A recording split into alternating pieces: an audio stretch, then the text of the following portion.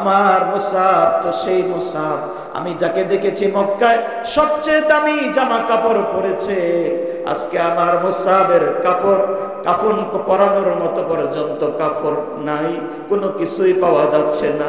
তবে শুনে রাখো, আমার মুসাবকে জান্নাতের লেবাস পরানোর জন্য, জান্নাতের পোশাক পরানোর জন্য, আমার মুসাবকে নেওয়ার জন্য জান্নাতের হুর গিলমানরা উহুদের পারে সবাই অপেক্ষা করতেছে। সুবহানাল্লাহ। আমি দেখতে পাচ্ছি আমার মুসাবের যেখানে কবর দেওয়া হবে ওই কবরটাকে আল্লাহ জান্নাতের বাগান বানিয়ে রেখেছে। সুবহানাল্লাহ। হযরতে মুসাবের লাশ সাহাবায়ে কেরাম কবরে রাখলেন, নবীজি দোয়া করলেন।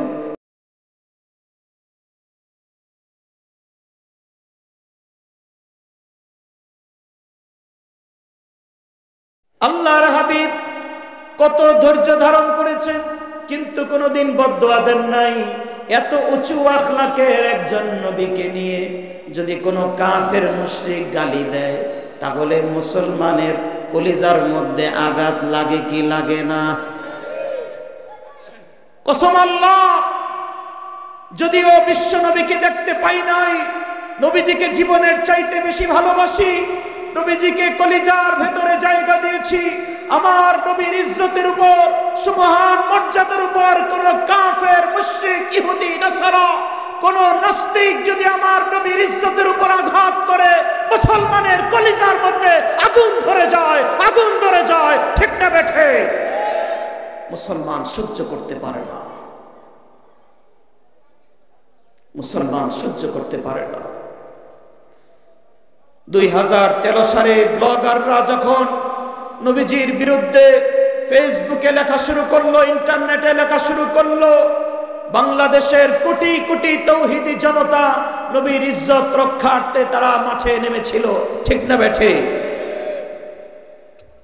এখনো কিছু নাস্তিকদের দোসররা এখনো বাংলাদেশে আছে না? নাই, আছে, আছে। তারা খালি সুযোগ খুঁজতেছে কোনোভাবে বের হওয়া যায় কিনা। ঠিক না বেঠে? হ্যাঁ,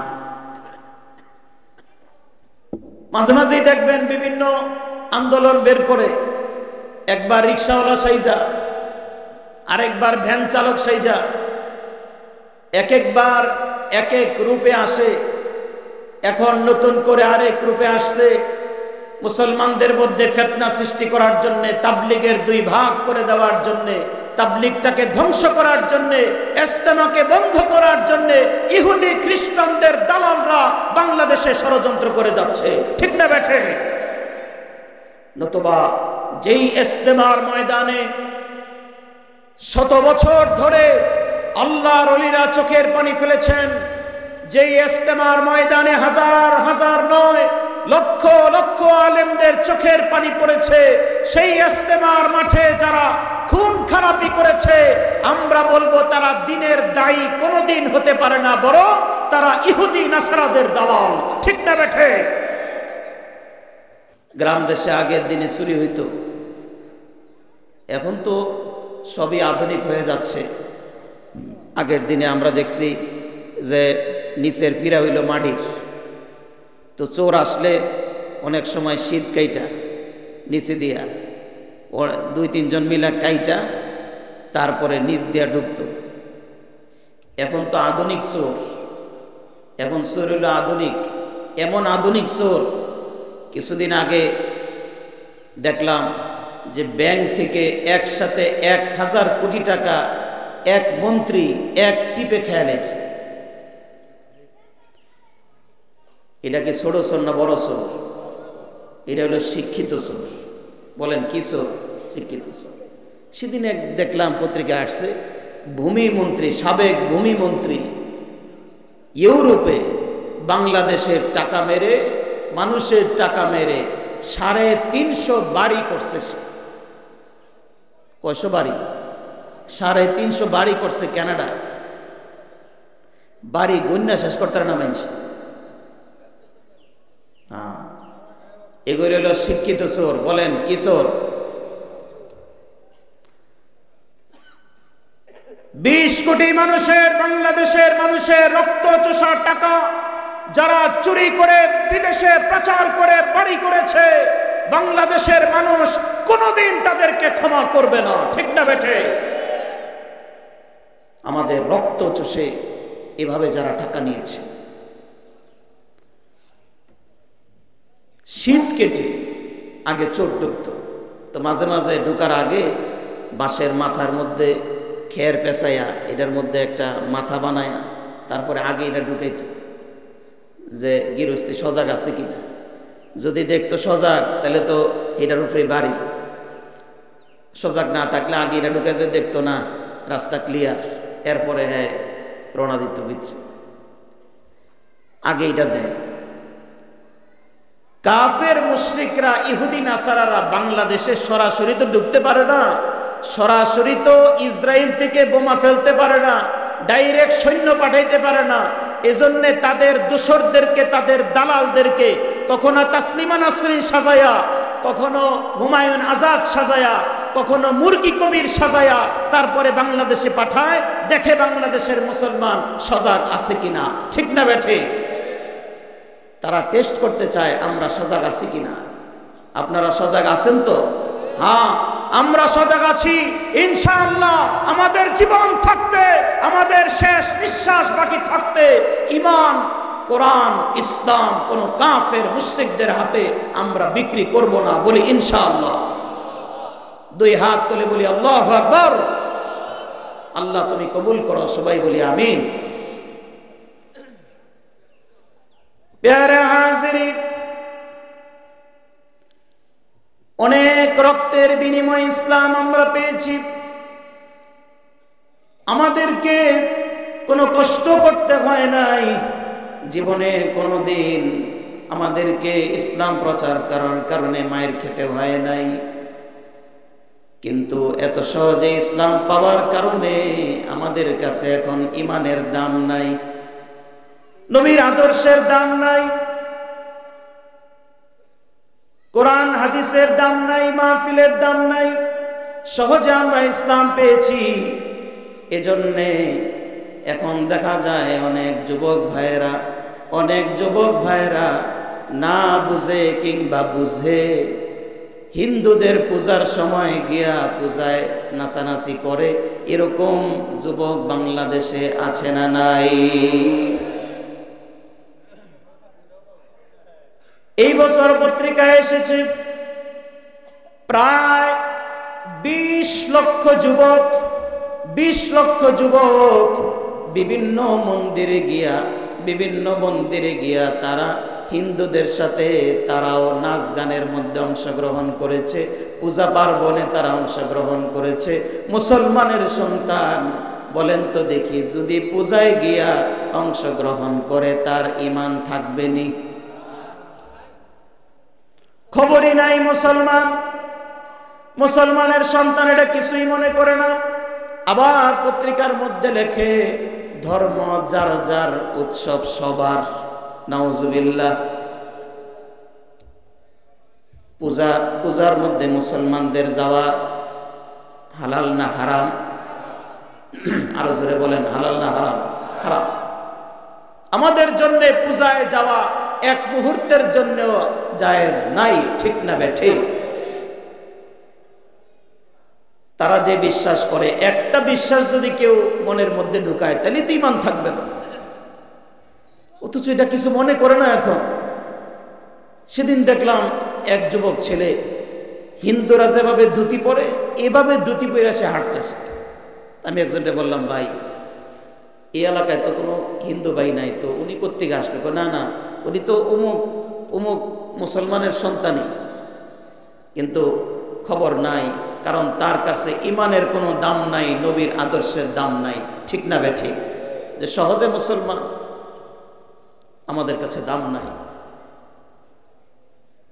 অনেক রক্তের বিনিময়ে আমরা ইসলাম পেয়েছি, কিন্তু আমাদের কাছে আজকে দাম নাই বিধায় কাফের মুশরিকরা এত সহজে সুযোগ পায়। আমরা যদি আবার আগের মতো মুসলমানদের মতো গর্জে উঠতে পারি, আমরা যদি আবার ঈমানের বলে বলিয়ান হয়ে উঠতে পারি, ইনশাআল্লাহ বাংলাদেশে ইনশাআল্লাহ কোরআনের রাজ কায়েম হয়ে যাবে। ঠিক না বেঠিক? প্যারে হাজিরিন, কত কষ্টের বিনিময়ে ইসলাম আমরা পেয়েছি। যুবক ভাইদেরকে বলতে চাই, সংক্ষেপে 5 মিনিটে একটা ঘটনা আপনাদেরকে শোনাতে চাই। কত কষ্টের বিনিময়ে ইসলাম আমরা পেয়েছি। যুবক ভাইদেরকে বলতে চাই, ওরে যুবক, শুনে রাখো, তোমার মতো এমনও যুবক পৃথিবীর ইতিহাসে ছিল যারা ইসলামের জন্য জীবনে সব ত্যাগ করেছে, ইমানের জন্য সব ত্যাগ করেছে, কিন্তু ইমান ছাড়ে নাই। সুবহানাল্লাহ। মক্কার সবচেয়ে স্টাইলিস্ট, মক্কার সবচেয়ে ধনী, মক্কার সবচেয়ে ফেমাস যুবকের নাম ছিল হযরতে মুসআব রাদিয়াল্লাহু তাআলা আনহু। সবচেয়ে দামি আতর তিনি ব্যবহার করতেন, সবচেয়ে দামি জামা তিনি ব্যবহার করতেন। প্রায় 200 সেট জামা ওনার ছিল, 200 কাপড় ছিল ওনার। প্রতিদিন একটা করে কাপড় পরিবর্তন করতেন। ওই কাপড় ঘুরে ঘুরে আস্তে আস্তে বছর পার হয়ে যেত। এত দামি আতর তিনি ব্যবহার করতেন। উনি কোন রাস্তা দিয়ে হেঁটে গেলে মানুষ বুঝতে পারত মুসআব হেঁটে গেছে। সেই মুসআব একদিন মক্কায় কাবা শরীফের কাছে এসে দেখে নবীজি নামাজ পড়তেছে। পিছনে দাঁড়িয়ে দাঁড়িয়ে কোরআন তেলাওয়াত শুনলেন। কোরআন তেলাওয়াত শোনার পর ওনার মনটা গলে গেল। যুবক মুসআব নামাজ শেষ হওয়ার পর নবীজিকে বললেন, ইয়া রাসূলুল্লাহ, ইয়া হাবিবাল্লাহ, আমি ইসলামের ছায়ায় আশ্রয় নিতে চাই, আমাকেও কালেমা পড়ে মুসলমান বানায় দেন। সুবহানাল্লাহ। হযরতে মুসআবকে নবীজি কালেমা পড়ে মুসলমান বানিয়ে দিলেন। মুসআব ঘরে গেলেন, ঘরে গিয়ে নামাজ শুরু করলেন, নামাজ শিখে আসলেন। নামাজ পড়া দেখে ওনার মা ডাক দিয়ে বলল, কিরে মুসআব, কি হলো তোর? মাযা তাফআল হুনা, কি করতেছো এখানে? হযরতে মুসআব বলল, আমি কালেমা পড়ে মুসলমান হয়েছি। আজকের থেকে আমি আর মূর্তিকে পূজা করব না, আজকের থেকে আমি আমার আল্লাহকে সেজদা করব। সুবহানাল্লাহ। মুসআবের মা ডাক দিয়ে বলল, তুমি আমার ঘর থেকে বের হয়ে যাও। হযরতে মুসআব বলল, কেন? কেননা তুমি মূর্তি পূজা ছেড়ে দিয়েছ, তুমি মুহাম্মদের ধর্ম গ্রহণ করেছ। ঘর থেকে বের হয়ে যাও, নতুবা তোমাকে আমি মারব। হযরতে মুসআব বলল, মা আমার, আপনি একটু বোঝার চেষ্টা করেন। আপনিও যদি কালেমা পড়ে মুসলমান হন, আল্লাহ রাব্বুল আলামিন আপনাকে জান্নাত দান করবে। সুবহানাল্লাহ। মা বলল, আমি জান্নাত বুঝি না, কিছুই বুঝি না। আমি বুঝি তোকে ইসলাম ছেড়ে দিতে হবে, দিন ছেড়ে দিতে হবে। এলাকার কয়েকটা যুবককে ডাকলো। মুসআবের হাত পা বেঁধে ফেলা হলো, মাথা থেকে পা পর্যন্ত যুবকদেরকে বলা হলো, তোমরা মারতে থাকো। চাবুক দিয়ে মারতে মারতে হযরতে মুসআবের মাথা থেকে পা পর্যন্ত পুরোটা শরীর কেটে ফেললো। কেটে ফেলার পর এবার মা এসে মুসআবকে বলছে, মুসআব, হাল তারজিউ মিনাদ দ্বীন, হাল তারজিউ মিনাল ইসলাম, তুমি কি ইসলাম ছাড়বে নাকি ঘর থেকে বের হয়ে যাবে? হযরতে মুসআব ডাক দিয়ে বলল, মা, তুমি তাকিয়ে দেখো, তোমার মুসআবের পুরোটা শরীর রক্তে রঞ্জিত হয়ে গেছে। তবে আল্লাহর কসম করে বলি যে আল্লাহর প্রতি ঈমান এনেছি, আমি আমার জীবন চলে গেলেও কোনোদিন ঈমান ছেড়ে দিতে পারি না। সুবহানাল্লাহ। ঈমান ছাড়ব না। মা বলল, আমার ঘর থেকে বের হ। হযরতে মুসআবকে ঘর থেকে ঘাড় ধাক্কা দিয়ে বের করে দিলেন। পরনে শুধুমাত্র একটা কাপড়, পকেটের যতটুকু টাকা পয়সা ছিল এগুলো রেখে দিলেন, ছিঁড়া কাপড় একটা দিয়া বের করে দিলেন, বললেন ঘর থেকে বের হয়ে যা, আর কোনোদিন আমার ঘরে আসবি না। হযরতে মুসআব আল্লাহর কসম করে বলল, ওয়াল্লাহিল আযীম লা আতরুকান্নাকুম ওয়া লা আতরুকুল ইসলাম, আমি ঘর বাড়ি আত্মীয় স্বজন সব ছেড়ে চলে যাব, কিন্তু আমি ইসলাম ছেড়ে দিতে পারি না। সুবহানাল্লাহ। হযরতে মুসআব একেবারে ক্ষুধার্ত, পুরাটা শরীর রক্তে রঞ্জিত, আস্তে আস্তে করে নবীজির কাছে গেলেন। নবীজির কাছে গিয়ে যখন বসলেন, নবীজি দেখেন হযরতে মুসআবের পুরাটা শরীর রক্তে রঞ্জিত। ডাক দিয়ে বললেন, মুসআব তোমার এই হালত কেন? হযরতে মুসআব ডাক দিয়ে বলল, ইয়া রাসূলুল্লাহ, ইয়া হাবিবাল্লাহ, শুধুমাত্র কালিমা পড়ার কারণে আমাকে এভাবে মারা হয়েছে। নবীজি বললেন, মুসআব আমি তোমাকে কোরআন শিখায় দিলাম আর তোমার জন্য দোয়া করে দিলাম, আল্লাহ তোমার জবানের মধ্যে এমন বরকত দান করে দিবে, তুমি যাকে কালেমার দাওয়াত দিবে সেই কালেমা পড়ে মুসলমান হয়ে যাবে। সুবহানাল্লাহ। নবীজি নিজের হাত হযরতে মুসআবের মাথার উপরে রাখলেন আর দোয়া করলেন, আল্লাহ তুমি আমার মুসআবকে ইসলামের জন্য কবুল করে নাও। সুবহানাল্লাহ। দোয়া করতেছেন কে? রাহমাতুল লিল আলামিন নবী মুহাম্মদুর রাসূলুল্লাহ সাল্লাল্লাহু আলাইহি ওয়াসাল্লাম। নবীর দোয়া কবুল হতে কোনো সন্দেহ আছে? কোনো পর্দা আছে? নাই।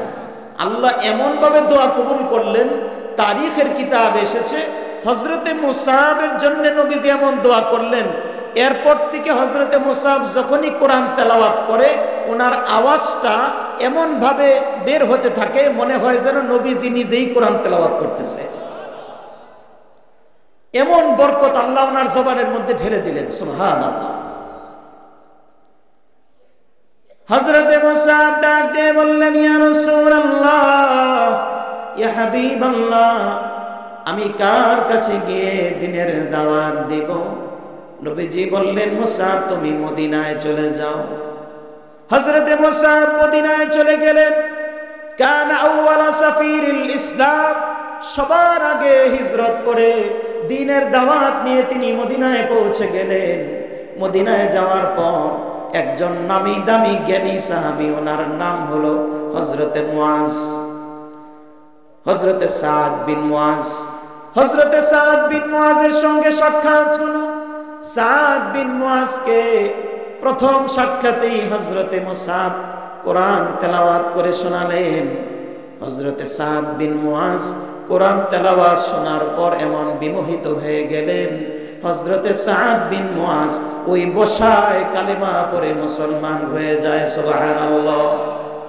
শুধু তাই নয়, হযরতে সাদ বিন মুআজ বলে, মুসআব তুমি কি তেলাওয়াত আমাকে শোনাইলা? আমি তো পাগল হয়ে গেলাম। হযরতে সাদ বিন মুআজ ওনার এলাকায় গিয়ে ওনার বংশের 70 জন মানুষকে উপস্থিত করেছে। হযরতে সাদ বিন মুআজের দাওয়াত পেয়ে সবাই এখানে আসলেন। 70 জন মানুষ এক বসায় হযরতে মুসআবের হাতে কালেমা পড়ে মুসলমান হয়ে যায়।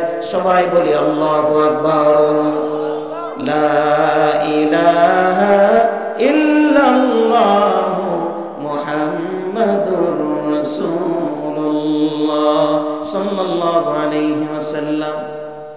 এই হযরতে মুসআব উহুদের ময়দানে যখন সাহাবায়ে কেরাম যুদ্ধে নামতেছে, জিহাদের ময়দানে নামার সময় নবীজি কালেমার পতাকাটা হযরতে মুসআবের হাতে দিলেন।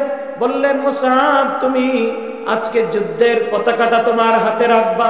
হযরতে মুসআব জিহাদের পতাকাটা, কালেমার পতাকাটা উঁচু করে জিহাদের ময়দানে নেমে পড়লেন। কাফেরদের বিরুদ্ধে জিহাদ করতেছে।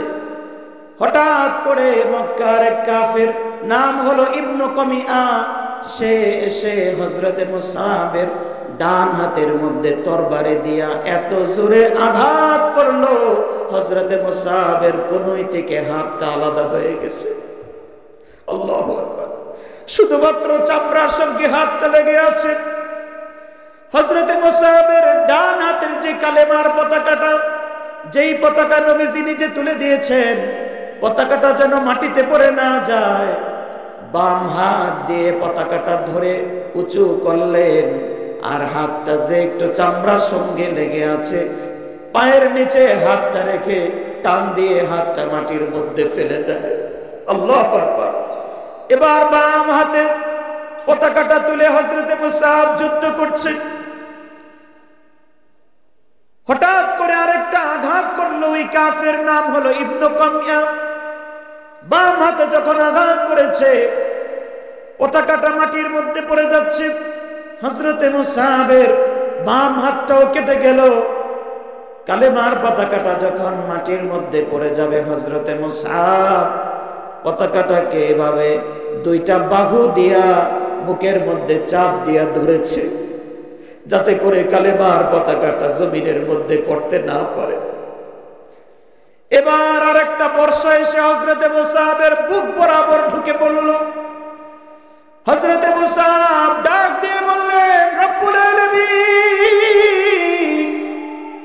আয় আল্লাহ,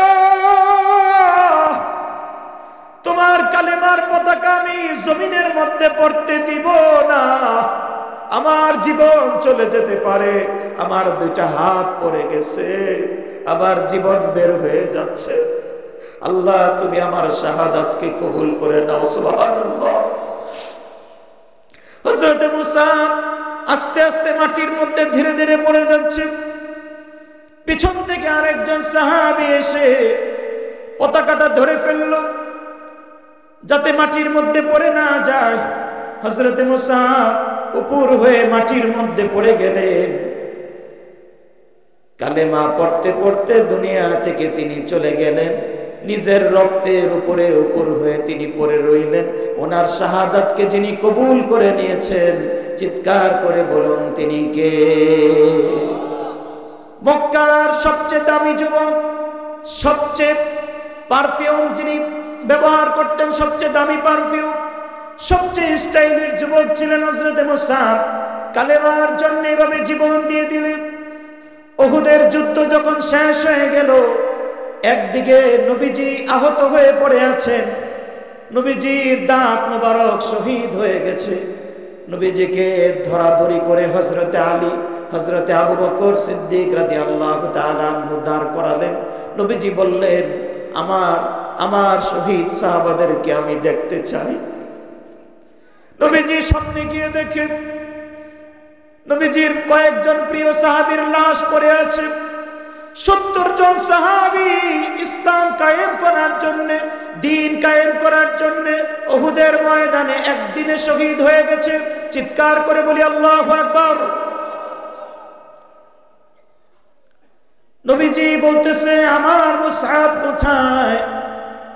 সাহাবায়ে কেরাম বললেন, ইয়া রাসূলুল্লাহ, মুসআবকে তো আমরা খুঁজে পাচ্ছি না। হঠাৎ করে দেখা গেল একটা কোনায় একটা লাশ উপর হয়ে পড়ে আছে। নবীজি গিয়া লাশের কাছে দাঁড়িয়ে বললেন, লাশটাকে চিৎ করো। লাশটাকে যখন চিৎ করা হলো, নবীজি তাকায় দেখে এটা নবীজির আদরের মুসাব, যে মুসাবকে নবীজি আদর করে আজকে পতাকাটা হাতে দিয়েছিলেন।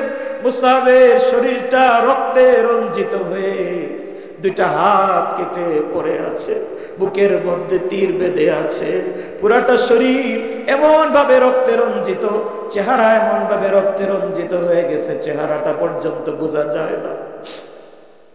নবীজি হযরত মুসাবের কাছে বসলেন, রক্ত মাখা কপালের মধ্যে নবীজির নিজের ঠোঁট মোবারক দিয়া চুমা দিলেন। সুবহানাল্লাহ। ডাক দিয়ে বললেন, মুসাব রে, আনতা মিন্নি ওয়া আনা মিনকা, তুমি আমার কলিজার টুকরা ছিল, আমিও তোমাকে ভালোবাসতাম, তুমি আমাকে ভালোবাসতা। সাহাবায়ে কেরামকে ডাক দিয়ে বললেন, আমার সাহাবীরা, আমার মুসাবের লাশটাকে তোমরা কাফনের ব্যবস্থা করো, আমি নিজে আজকে আমার সাহাবীদের জানাজা পড়াবো। সুবহানাল্লাহ।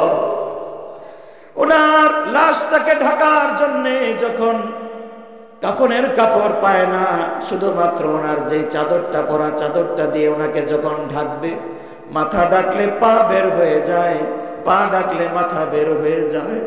নবীজি বললেন, মাথাটা ঢেকে দাও, চেহারা ঢেকে দাও, পা ঘাস দিয়ে ঢেকে দাও। আমার মুসাব তো সেই মুসাব, আমি যাকে দেখেছি মক্কায় সবচেয়ে দামি জামা কাপড় পরেছে।